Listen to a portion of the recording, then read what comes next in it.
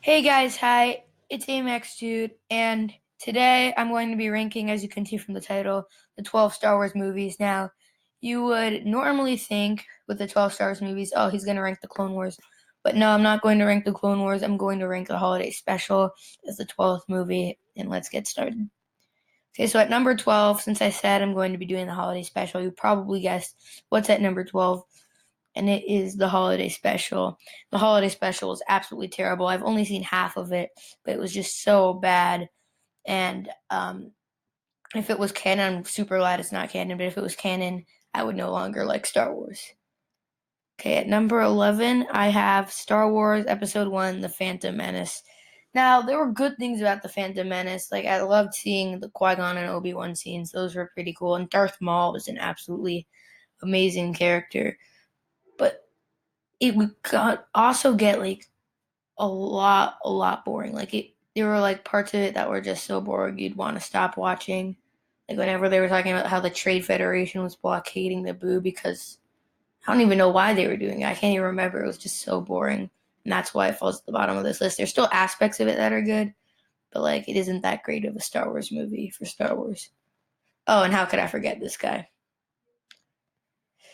At number 10, we have Star Wars Episode 2 Attack of the Clones. And I used to like this more than I do now because the Battle of Geonosis is absolutely incredible. The fight with Count Dooku is absolutely incredible. The first half of this movie is just okay. And for Star Wars, you're not going for okay. You're going because it's really good. That's why it falls lower on this list than some of the other picks. At number 9, I have Solo, A Star Wars Story. Now, this is probably the most forgettable movie out of every single Star Wars movie ever created.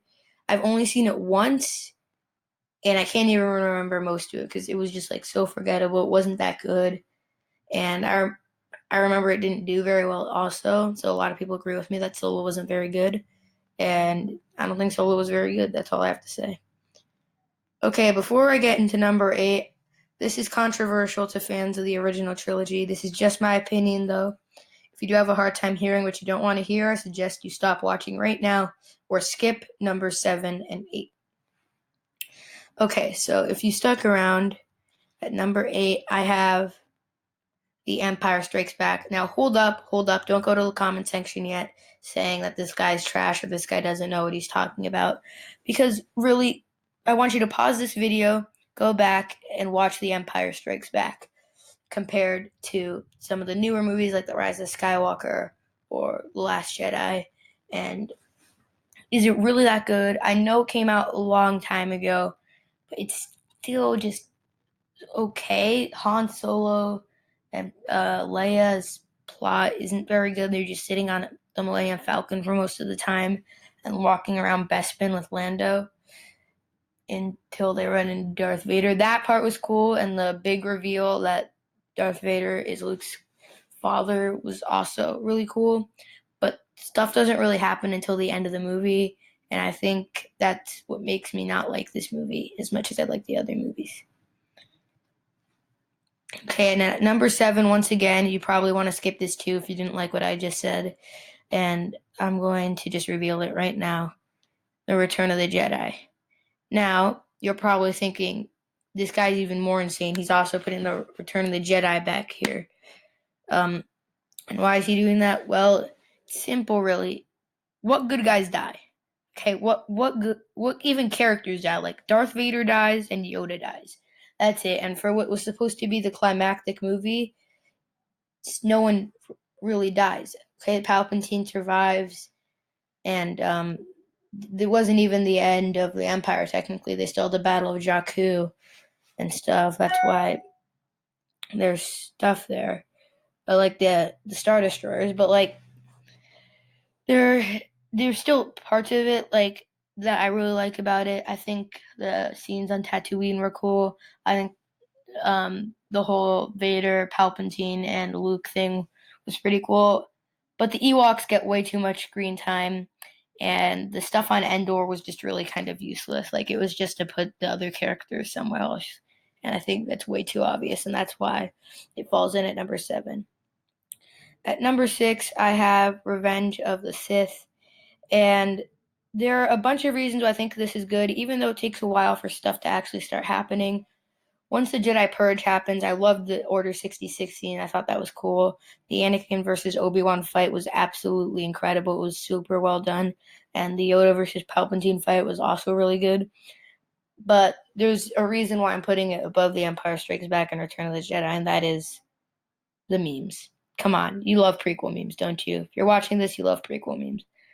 Okay, at number 5, I have The Last Jedi.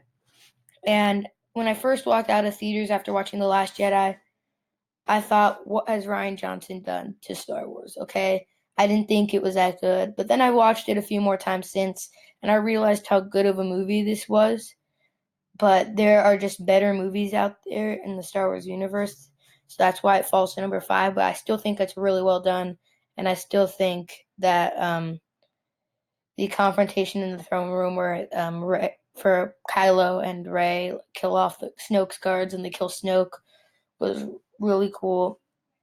And I thought it was a good movie. I just didn't think it was better than the other 4 that are still left.